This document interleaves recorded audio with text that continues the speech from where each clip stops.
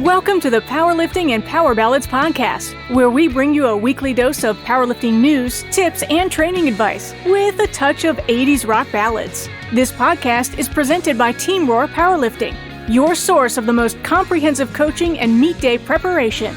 Here are your hosts, Josh Rohr and Lara Sturm.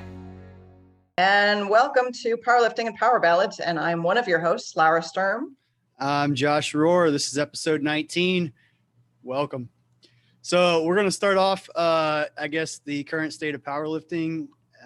It appears through very credible sources, aka Facebook, that some states are starting to shut down again because of COVID. Just off the list I saw, Minnesota, New Mexico, California, Washington, and Oregon have all so full disclosure, I didn't fully read the article, so I could be spreading completely false information here, but fake news. Yeah, I'm the worst.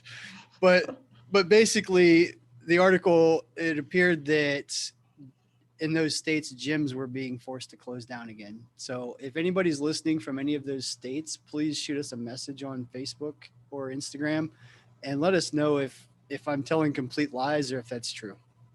Well, and I did hear that the state of New York was shutting down their public schools again. Oh, really? So I would believe that New York would probably be one of those as well. And I do know Ohio, that's where all my family lives. They have a curfew in effect from 10 p.m. to 5 a.m. Curfew. I'm not so that sure. You don't go traipsing out in bars, maybe? I guess. I don't know. I don't know what that means and what all that applies to. I mean, is that like, I don't know if that means like nobody can be out on the roads. Like, I don't know what it means. To me, you crazy Ohioans. Yeah. Is that a word?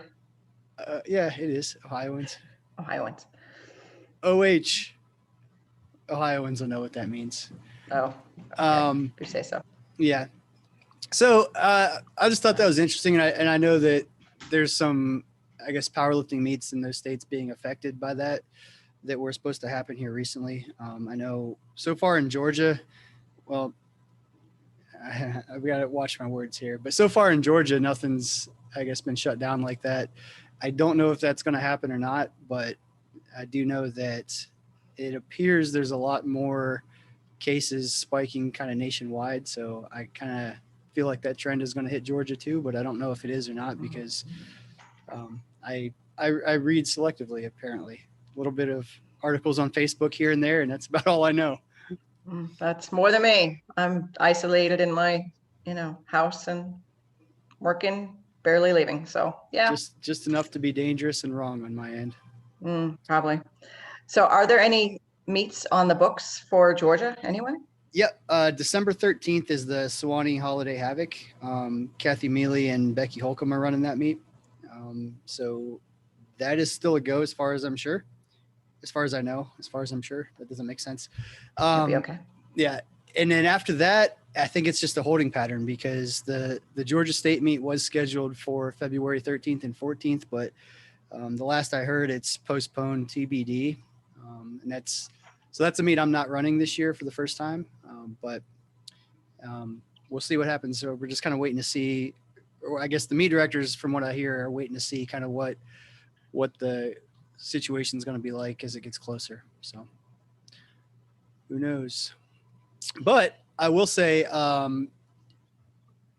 speaking of the state meet, we'll do a little flashback here. We posted a couple pictures from the after party that we threw when we ran the state meet in 2012. And it kind of got me reminiscing a little bit. It was pretty neat. It was the last state meet that we had that was just one platform. So I believe starting in 2013, we went to 2 platforms and, have gone up to as many as 3. But it was pretty neat because we did it in a hotel ballroom in Warner Robins, Georgia. And I think that was the last time the state meet wasn't in the Atlanta area too. But we had, so at the after party, this was just, it was a lot of fun, but it was also a lot of extra work. But we put together, we had a DJ, a dance floor, like a buffet, and then we just sold like banquet tickets so people could come if they wanted to come, and just to kind of cover the cost of everything. But we had a whole lot of people there. We had a bartender there. We had a dance off. We used the referee lights to judge the dance off, of course, just like, why wouldn't you? And I do remember that was the year that CrossFit Johns Creek and Team Roar both entered a team separately. And just for context, Lara was the owner of CrossFit Johns Creek, and one of our lifters. And we decided / she decided that instead of all competing together, they're going to enter their own team, which is fine.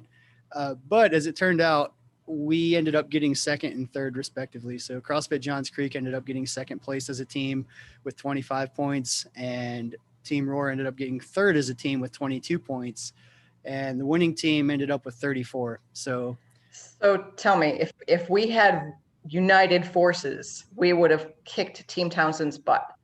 Well, I have to go back and look at the actual scores, because that year you could only score 8 lifters, and I'll have to see what the actual scoring was. So it wouldn't have been 25 plus 22?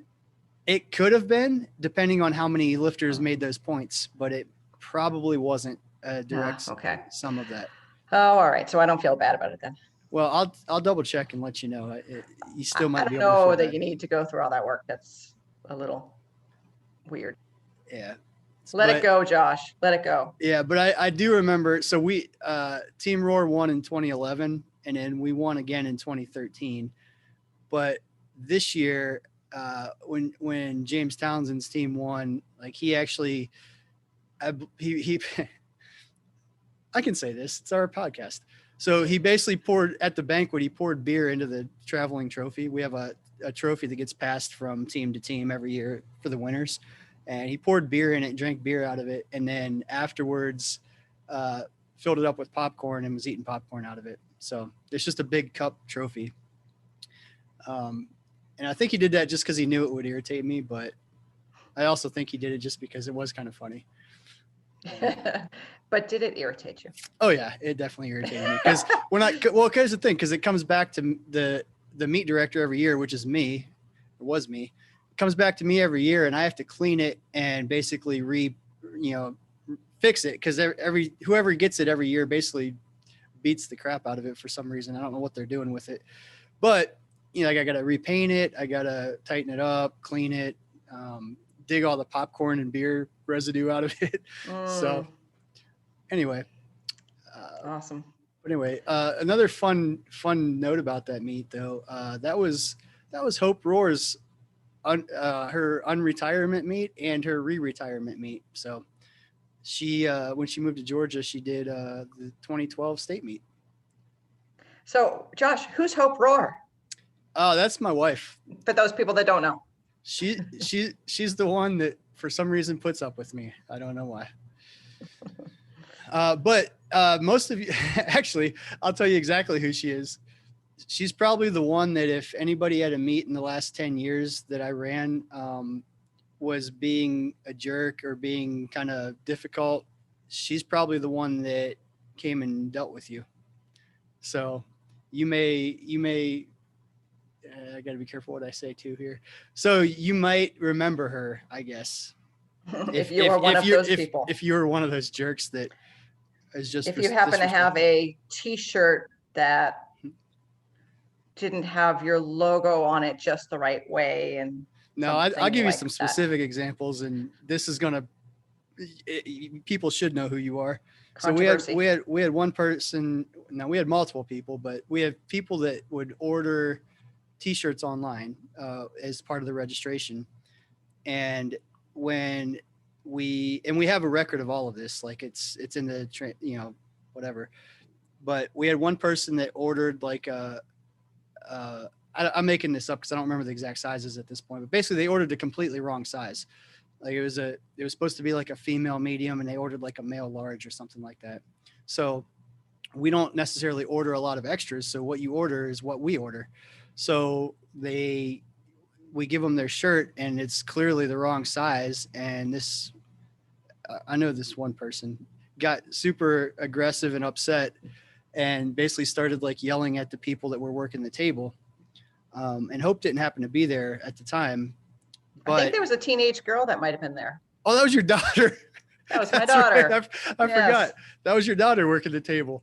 But anyway, this person was just a complete jerk and was yelling at her saying it's the wrong, it's the wrong size. You need to give me the right shirt, blah, blah, blah.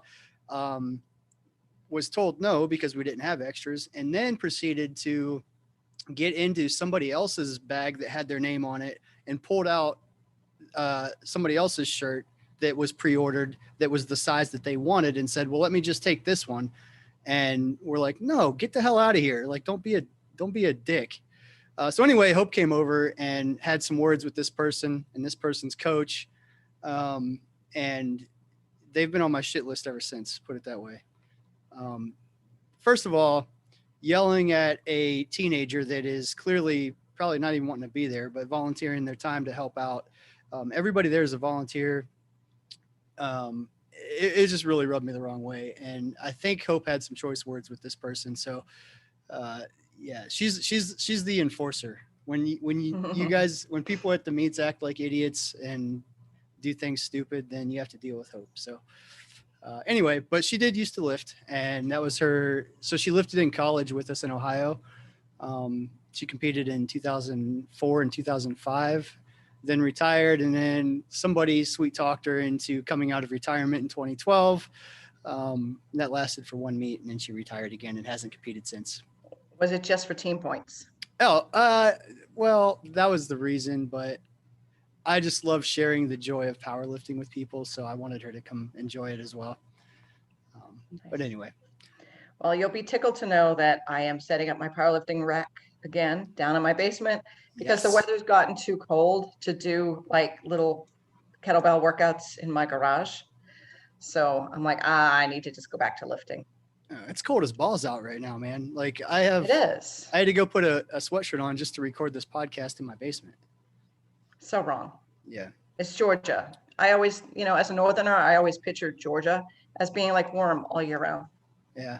It's I mean, relatively lies. it is, but that's the crazy part. I mean, you're from Boston and I'm from Ohio. Like when I moved down here, it was warm, but now I'm like, holy cow. Like I'm that person that I was making fun of when I moved here when it's, 40 degrees out and people are in a like a coat and scarf. Up in Ohio, you're walking around in a t-shirt. So crazy Ohioans. Yeah. Again. Dan Sturm did the 2012 state meet. He did the 2012 state meet. I think that was also one that Lily was at. I think that was the meet she was talking about. Yep. I think that was her first meet, I believe. Yeah, I remember that. That I had quite a lot of athletes that competed out of my gym, and that's why we kind of formed our own team. I think there was maybe like 12 of us. Yeah, you had a big group. I mean, hey, you beat us. Big. Ha! Yeah. In your face, Josh Rohr. I know, right? And then after that, I, got to my senses and realized that I should join forces with you and not split the vote. Yeah. Exactly. Split the vote. But Dan Sturm did go on to do the American Open after that, which may, in my book, go down as the worst meet in history because that was such a poorly run meet. Anyone who ever was at the American Open, that was horrible. Yeah, it was there were a lot of things I'll say about that, but I just remember it being like you could hear a pin drop because there's no music, no nothing. Worst t-shirts ever. I don't remember that. I didn't get one of those t-shirts. They were white and just had like Uncle Sam lifting on the front and just a really bad I remember, logo. It was I remember just that. like so bad. They make a good rag for when you're polishing your furniture or something. I have just about every other meet t-shirt because I was either the meet director or I was at it. So basically every other meet t-shirt I have since like 2008 or 9, but I do not have that one. So maybe, you're not missing anything. So maybe it was that bad. I'm just like, no, I'm not going to complete the set. Don't spend your money. No. So what's with virtual Thanksgiving, Josh? I don't know. honestly. We're trying to figure out like how to spend time with the family in Ohio without actually traveling. So I think we're going to maybe try to do something like, obviously everybody's doing Zoom, which people are starting to get tired of it, but I figured we can probably come up with like a few games that we can play on Zoom just for like interaction, kind of split up in teams and do stuff like that. That's something that we do at our get-togethers anyway. So I'm going to try to facilitate that with some of the family and see if we can make it kind of as close to normal as we can without actually seeing each other in person. Nice. So can you do Mafia through Zoom? Oh, we've been playing. Oh, yeah. So, okay. If you want to go there. So Mafia is the best game in the world, second best game in the world. I really like playing poker too, but Mafia, let me just tell you about Mafia since you asked, sort of. Mafia is basically a game. Everybody sits around in a circle and you're part of a town, right? And one person is, well, depending how big the group is, you may have a couple people that play the Mafia, but essentially for this podcast, we're going to go with, say there's 10 people playing. All 10 people are part of the town, but one person gets a special character called the Mafia. One person gets the special character called the Sheriff, and one person gets a special character called the Doctor. Everybody else is just a part of the town, a townsperson. And what happens is there's a narrator. The narrator is going to tell everybody to close their eyes. The Mafia, whoever got the Mafia character, opens their eyes and points at somebody in the circle that they want to kill off. Then they close their eyes. Then the sheriff wakes up. The narrator tells the sheriff to wake up. The sheriff can point at anybody in the circle that they want to accuse, basically. So, for example, Lara, if I'm the sheriff and you're sitting across from me, I might think it's you. I can point at you, and the narrator will nod their head yes if you are the Mafia and no if you're not. So the sheriff gets kind of secret information that only the sheriff knows. And then, aren't you glad you asked or brought this up? And then I just don't know how you play this over Zoom. Oh, I'll tell you if you really want to know. Oh, okay. So then the doctor gets to wake up, and the narrator has them point at somebody in the circle. And what the doctor's role is they can save somebody. So, for example, if the Mafia had killed Lara in the middle, like just now, the doctor, if they point at Lara, has saved her, and now you stay in the game. So basically why there's a narrator then is because the narrator tells everybody to open their eyes and announces what happened. So if somebody was killed off, and somebody would be killed off unless they were saved by the doctor, then that person that was killed is out of the game and they can no longer talk and they have to leave the circle. So then is where it actually gets fun. Then as a group, you start collaborating and talking and trying to decide who is the Mafia. And the goal for everybody except the Mafia is to vote the Mafia out of the game during these little trial things. So long story short, once you kind of as a town deliberate, you basically have to vote somebody out. So whoever gets the most votes that you think is the Mafia, they're voted out of the town. If they're the Mafia, the game's over and the town wins. If you vote an innocent person out of the game, the narrator will say, everybody go back to sleep because you voted out an innocent person. And then the same Mafia kills somebody again. And you keep going until you get down to only 3 people left. If you get down to 3, the Mafia automatically wins, or until the town votes the Mafia out. So it's all about lying and being deceptive and stuff.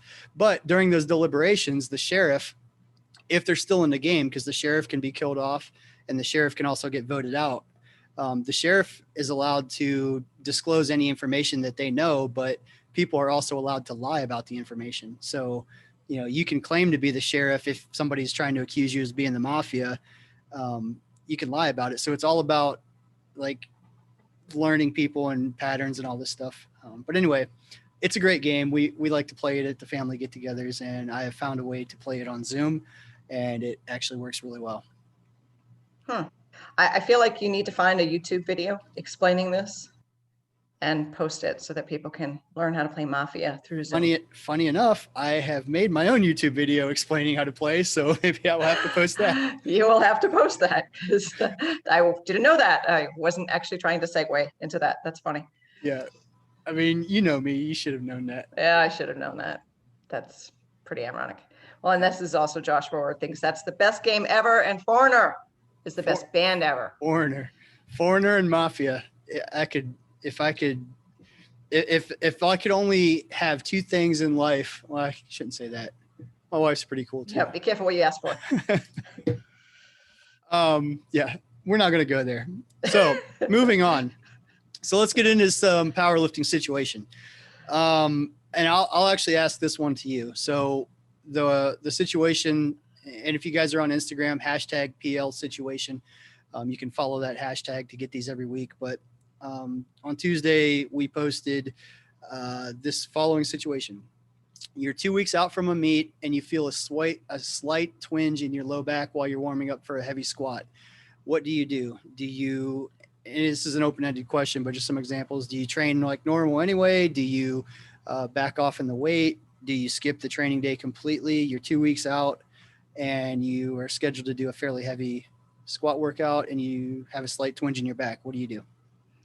I think this has actually happened to me, or usually I hurt myself like 3 days before I'm about to leave to go to a meet is how it's always happened. But I'm pretty sure I have hurt myself like 2 weeks after a meet. I think there was one time I had a belt on and I coughed really hard and I bruised a rib. And so it wasn't my back, but it was kind of similar. And I would go with if you tweak something in a heavy squat workout, you have to kind of feel it out a little bit. Is it a tweak, or, was it a cramp or something that would pass? For the most part, I err on the side of you'll live to lift again at the meet and you don't have to feel great 2 weeks out. I would shut it down or don't go up, because it's just not worth trying to, injuring yourself in the long term and getting you out of it completely. Yeah, I agree with that. And I think especially less experienced lifters, they think that not doing one workout that's scheduled is going to make them lose all their strength. Yeah. I say, what am I talking about? You were the same way. Like even as it, after you won a few world titles, like you still, and I'm talking to you, Lara, specifically. And I'm the same way too. I think it's just a natural instinct that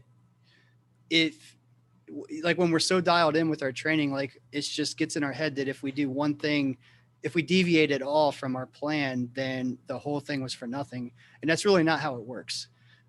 So, at that point, 2 weeks out, you're kind of at the point where you're not necessarily going to get stronger. Like we've already done all of our phases that we're actually building strength. Now we're just trying to realize that strength we built. So exactly what you said is, yeah, you basically can shut it down and call it good and not really affect the outcome. All that matters is what you do on the platform. So if you try to go through the workout and you take that small twinge and it becomes a big injury, well, now great. What did you prove? There's really no point in that. And the only reason I'm bringing that up is because the only reason I'm bringing you up and even myself too is because it is so hard to see past today sometimes. And especially, when we're, training's been going great, like, and I think to some degree people look at it as if I don't do this workout as planned, that messes up the whole plan and I'm going to be, not at my best. Well, it doesn't really work that way. So I don't know. I guess the point is, and I'm going on and on here, is just to be able to step back and think about it logically. And I think in the moment, it's very hard to do that sometimes. Right. And I think you have to look at the big picture, and missing any workout is really, one workout's not going to matter. It doesn't matter if it's the beginning of the cycle, at the end of the cycle, one workout's just not going to really make that much of a difference. You can live to lift 3 days from now, or just skip that workout. It's just not going to kill you. Yeah. And, and then some of the other things that I'd mentioned too is, just skipping it and going home and calling it a day isn't exactly the right answer either. You should still be doing your, recovery work. And, if you work with a chiropractor on the regular basis or a massage therapist, go get worked on, like make sure everything is hunky dory.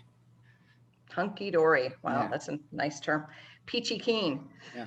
So I have probably on multiple occasions strained my lower back, like 3 days out from a meet. I think there was at one point I hurt my back like 3 days before the meet, at a, leaving for a world meet, and I can't tie my shoes. So kind of being like, oh my gosh, I trained all this for all this, and in 3 days from now I have to lift super heavy and I can't tie my shoes right now. My back is so strained. And it got to be the point where I'm like, yeah, this happens pretty much every meet. But you don't have to feel great going up to a meet, because you actually lift less on the day of a meet. Like the volume's not there, and unless you're really hurt, you could probably still lift. You lift less in terms of volume. Like the Yes. idea is to lift more weight. So Lift more weight, but yeah. we're not trained. We try to lift more during meets. Yes. Keep training with us. We'll have your numbers Lift down it even less. further in no time. Yeah, I mean, I was a big fan of dry needling, and I have gone from not being able to tie my shoes one day to like 3 days later being pretty much fine. Like that is, I don't know what it is. It's like voodoo magic. It's good stuff. And there's also some yoga poses that are really great for the back, that really just kind of loosen up around the spine, that have proved super helpful to me tweaking my back. So be smart, do what you can, and move on. That would be my tip. Yep. Agreed. So let me move into the new lifter tip. So the new lifter tip is to know what's important to you before you get to the meet. For example, do you value going 9 for 9 over taking a risk on your third deadlift and moving up for placing? Is a PR more important than qualifying for nationals?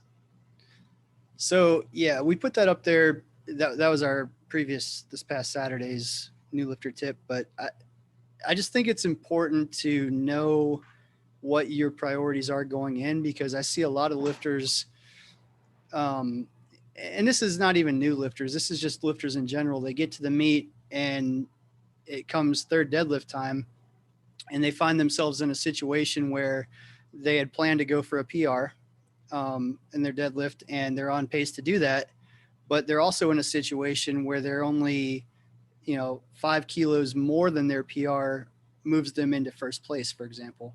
And they didn't think about that scenario. So all they know to do is to go for the PR.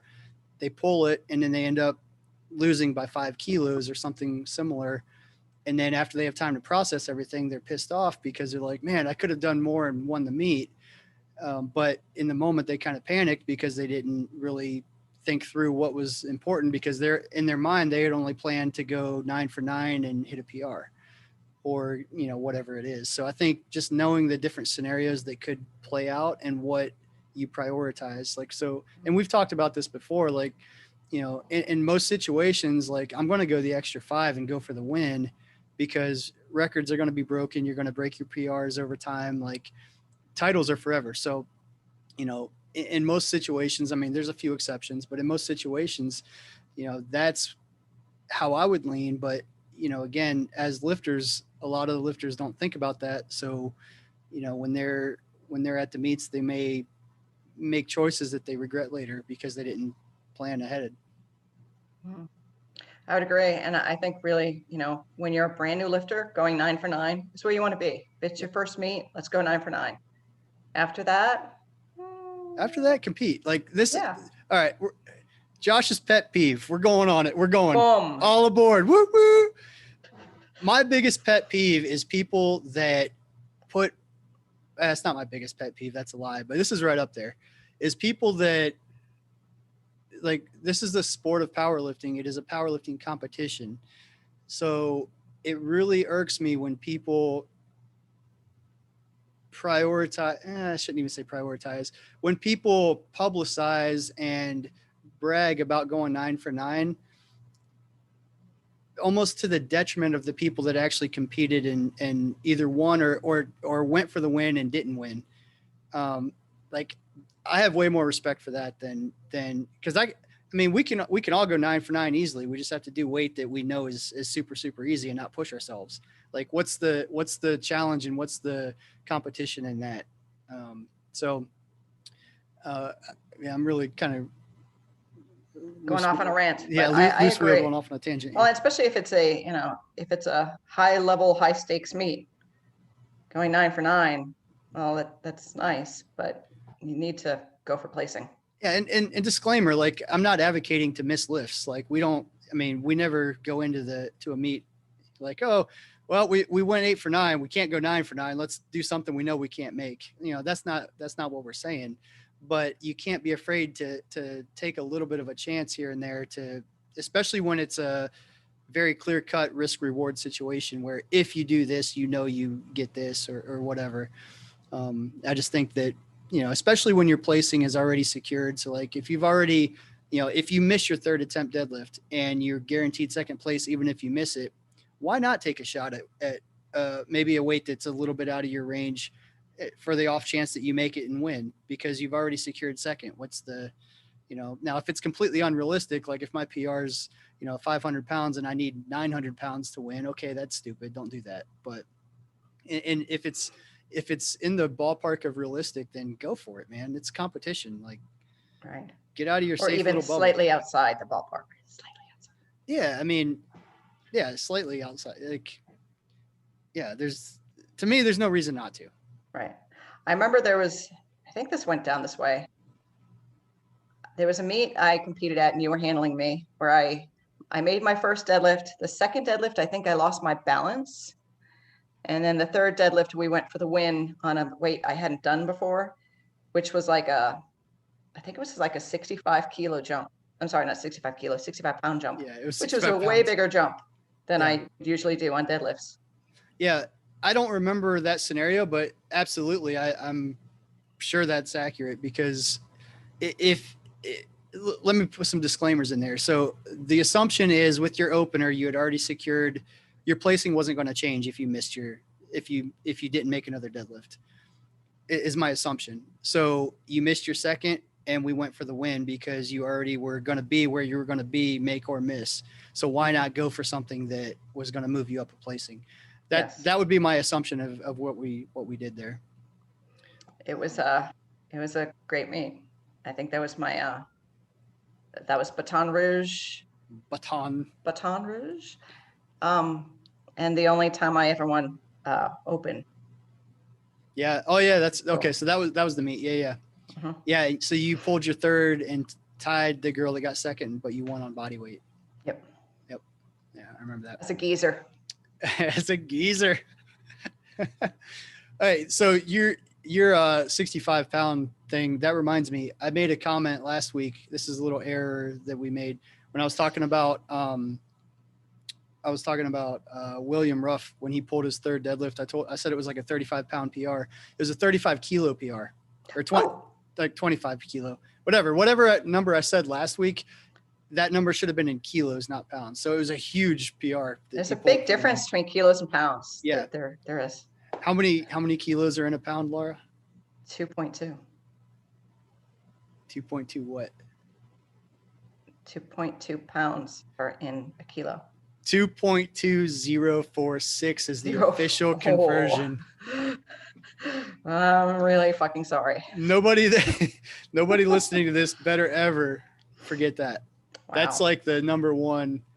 There's actually a kilo, like there's a standard kilo that's kept somewhere and everything is actually measured against that, which weirds me out a little bit. You're saying there's one standard kilo or there's like there's a standard kilo somewhere. Well, yeah, but there's okay. So companies that certify scales and things like that, they have weights also that are measurements, but there's not just like one measurement for the entire world. So you're saying there's like one standard kilo for the whole world? Standard kilo somewhere that exists. I bet that's it was all based on.